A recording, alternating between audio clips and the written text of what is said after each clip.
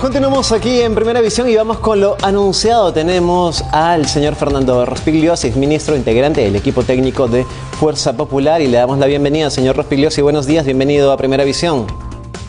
Buenos días, Jimmy. Señor Rospigliosi, la primera consulta que quería hacerle tenía que ver con lo que ha anunciado el Jurado Nacional de Elecciones, que aún no hay un acuerdo por parte de ambos equipos de las dos agrupaciones políticas para la realización de los debates organizados por esa entidad. El señor Pedro Castillo dice que él va a participar de todos los debates, pero ¿cuáles son los puntos en los que no se llegan a poner de acuerdo para la realización de estos 4 debates? En realidad, los delegados de Perú Libre no quieren debates. El señor Castillo dice cualquier cosa, pero sus delegados en el jurado de elecciones, a la hora de la verdad, no quieren debates. ¿Y cuáles son sus fundamentos? ¿Cuáles son los peros que ellos ponen? No tienen fundamentos, simplemente dicen que ya hubo un debate, que ya no se necesitan más debates. O sea, lo que ha planteado el Jurado Nacional de Elecciones es una cosa absolutamente razonable.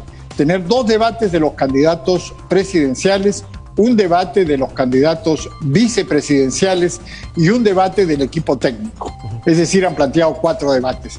Evidentemente, ellos no tienen equipo técnico, no tienen un solo miembro de un equipo técnico. Nosotros tenemos, como ya es público notorio, un equipo técnico que viene trabajando desde el año pasado y que se va ampliando cada día que pasa. Pero ellos hasta ahora no presentan a nadie y por eso obviamente no quieren un debate de los equipos técnicos, tampoco quieren debate de los vicepresidentes y tampoco quieren debate presidencial, sino dicen de repente uno de los 2 debates propuestos por el jurado de elecciones. Pero con estas personas en realidad nunca se sabe qué cosa es lo que van a hacer, porque ya hemos visto cómo el mismo señor Castillo, cuando Keiko Fujimori lo retó a debatir hace ya más de una semana, este señor dijo que no, que sí, que no, que sí, después puso Chota como lugar del debate creyendo que Keiko Fujimori no iba a ir, después cambió, se enfermó, dijo que no podía ir porque estaba con COVID, después dijo que estaba con faringitis, es decir, todos los días cambian de versión. Al final, como Keiko Fujimori iba a ir de todas maneras el sábado a Chota, él tuvo que ir. Pero aquí la percepción que tenemos, señor Rospigliosi, es que nos quedamos con contradicciones, ¿no? Por parte del señor Pedro Castillo, que él declaró tras el debate en Chota que sí va a asistir a los debates del Jurado Nacional de Elecciones, pero luego lo que usted nos dice, los dirigentes de Perú Libre, que no se ponen de acuerdo, y se tiene prevista en esta semana una 5ª reunión con el Jurado Nacional de Elecciones. ¿Y para cuándo sería? Bueno, probablemente, ¿no? Lo que yo le estoy diciendo es lo mismo que ha informado Luis Galarreta, que es el delegado de Perú Libre, para negociar el debate en el jurado de elecciones, que ha estado ayer a las 4 de la tarde y que ha tenido esta respuesta. Entonces, no sabemos realmente lo que va a ocurrir, porque además es muy evidente que en este grupo llamado Perú Libre hay varias gentes, ¿no? Varios grupos distintos, que uno dice una cosa, el otro dice otra cosa. Vladimir Cerrón, que es el dueño del partido, dice una cosa y Castillo aparentemente no tiene mucho poder de decisión. Entonces es una situación totalmente inestable y caótica. Finalmente habrá que esperar, pero lo deseable, lo necesario es que hayan los 4 debates que ha propuesto el jurado de elecciones, porque la ciudadanía tiene derecho a conocer cuáles son las propuestas, porque lo que los peruanos queremos es tener respuestas. Sí. Tenemos que saber quién va a solucionar o no la crisis. Señor Rospigliosi, quisiera consultarle también brevemente cuál fue su análisis o su percepción de ese primer debate en Chota, y también ¿a qué se debe que constantemente la señora Keiko Fujimori le recalcaba al señor Castillo que no tiene un equipo técnico y él no decía nada, no se sentía por aludido? ¿Qué cree que hay detrás de eso? La percepción podría ser que tal vez no pensaba llegar a la segunda vuelta, no lo tenía previsto y por eso es que no presenta aún a su equipo técnico. ¿Cuál es su análisis? Bueno, sin duda, ¿no? Ellos no tienen un equipo técnico. Hemos visto cómo ya hace 10 días en una entrevista le preguntan al señor Castillo: oiga, ¿usted tiene un equipo técnico? Y dice: sí, por supuesto. ¿Y quiénes son? Bueno, se lo digo después de la entrevista, chao, y se fue y no respondió nada y por supuesto no dijo nada, pero eso hace 10 días. Entonces, lo que ellos están tratando de hacer desesperadamente es conseguir jalar de un sitio o de otro, conseguir a alguien a quien presentar como equipo técnico. No sé si lo podrán lograr, pero en todo caso es una cosa completamente irresponsable, ¿no? De hecho, no tienen propuestas para resolver los problemas que a los peruanos nos interesan, el problema de la salud, el problema de la economía. ¿Y usted qué le pareció ese primer debate en el que se tocaron esos temas? Bueno, fue evidente pues que el señor Castillo no tiene idea de cómo resolver los problemas y que también tiene un tremendo desconocimiento de las cosas, ¿no? Por ejemplo, cosas tan elementales como decir yo propongo la muerte civil de los funcionarios públicos para luchar contra la corrupción. Y esa es una ley que ya se aprobó hace varios años y que ha sido aplicada justamente a su padrino, al señor Vladimir Cerrón.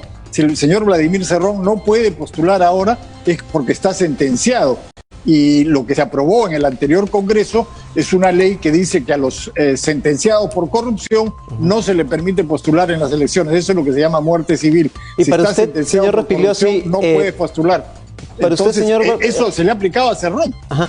Es cierto, y para usted, ¿es Vladimir Cerrón quien está detrás de Pedro Castillo, quien está manejando todo lo que viene siendo esta campaña electoral? Por más que el señor Castillo ha dicho que no tiene nada que ver con Vladimir Cerrón, que él se encarga de la agrupación política, pero no formará parte de su gobierno. ¿Usted qué cree?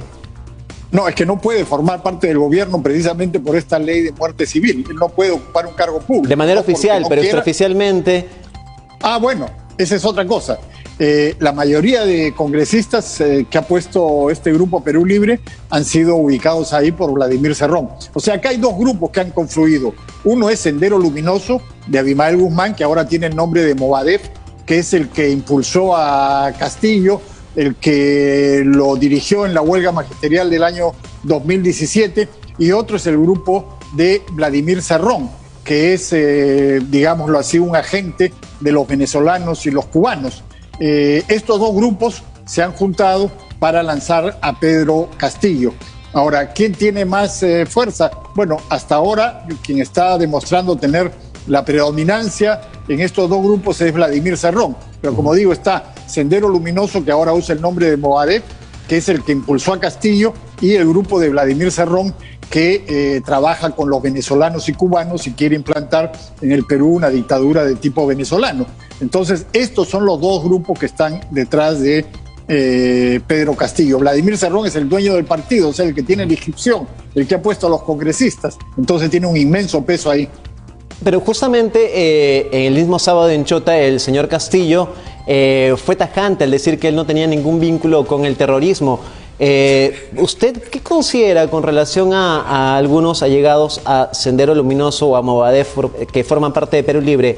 ¿Es así o es como nos dice el señor Pedro Castillo, que no tiene ningún vínculo con esta agrupación terrorista? Mira, en los últimos días y semanas se han difundido en los medios de comunicación decenas de videos y de fotos que muestran las reuniones del señor Pedro Castillo con la gente del Movadef. Es decir, Movadef es Sendero Luminoso de Abimael Guzmán, tanto en el Perú como en el extranjero. En Bolivia han estado también el señor Castillo con toda esta gente del Movadef y con los agentes naturalmente de Venezuela y de Cuba que están en Bolivia. Entonces, de eso no hay ninguna duda.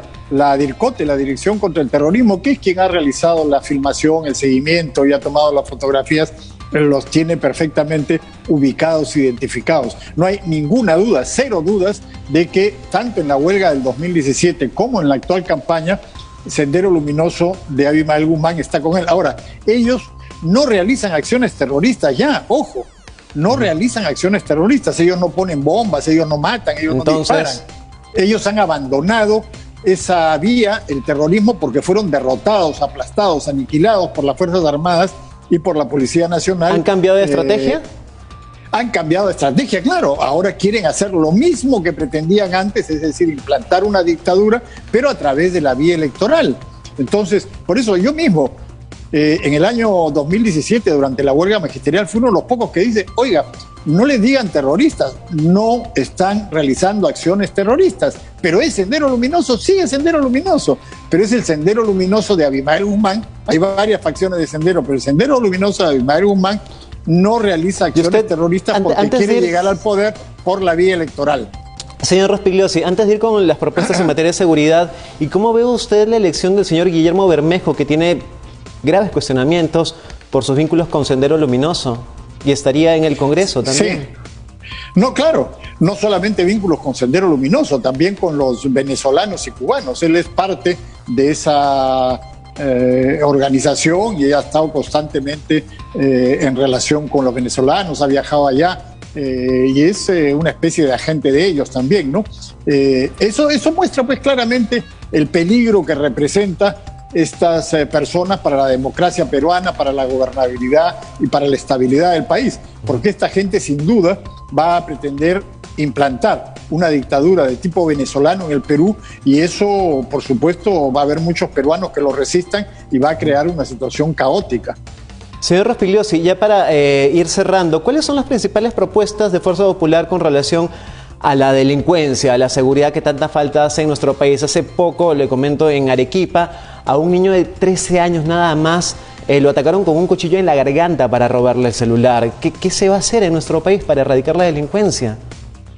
Ese es el punto más importante, el que más le preocupa a los peruanos y al que está dedicado el programa de Fuerza Popular en temas de seguridad. Eso que usted dice, los llamados delitos callejeros, los arrebatos de celulares, de carteras, los asaltos a las bodegas, ¿qué hacer? Que cada vez son más violentos, cada vez usan armas de fuego o cuchillos o causan daño ¿Y qué a se los haría? ciudadanos. Para combatir eso, lo más importante es fortalecer las comisarías. Y en las comisarías hay que hacer varias cosas. Primero, la investigación criminal. La policía tiene muy buenos detectives, hay que poner más y mejores detectives en las comisarías. La mayoría de detectives están en las grandes unidades, pero hay que ponerlos en las comisarías. En segundo lugar, hay que hacer patrullaje inteligente, es decir, patrullar en los puntos calientes. Pero para eso se requiere tener mapas del delito actualizados. La mayoría de ciudadanos no denuncia los delitos porque no confía en el sistema. Entonces, no hay mapa del delito actualizado y no se puede hacer el patrullaje inteligente como se debería hacer. Y entonces, para resolver eso, en tercer lugar, una policía comunitaria, una policía de cercanía, una policía cercana a la población, el policía del barrio que esté en relación con el guachimán, con la junta vecinal, con el bodeguero de la esquina, que tenga grupo de WhatsApp con ellos, que pueda enterarse cuando hay gente extraña en el barrio o cuando se ha cometido un hecho delictivo, acudir inmediatamente. Entonces, estas son las cosas que hay que hacer. La principal preocupación de los ciudadanos y la principal preocupación de Fuerza Popular son los delitos callejeros, el raqueteo, el arrebato, el robo del celular, de la cartera. Eso es lo que tenemos que combatir, fortaleciendo las comisarías, la investigación criminal, el patrullaje inteligente y con policía comunitaria. Y ya para ahora sí cerrar, sobre las últimas encuestas que se dieron a conocer, fueron hechas antes del primer debate. ¿Qué cree que va a pasar tras este primer debate en Chota y los resultados de las encuestas que favorecen a Keiko Fujimori en Lima, pero no en provincia? ¿Se podrá revertir? Sí, claro, nosotros tenemos confianza en que la ciudadanía va a ser consciente de las tremendas limitaciones que tiene el señor Castillo. ¿Tienen planteado una estrategia por parte de Fuerza Popular?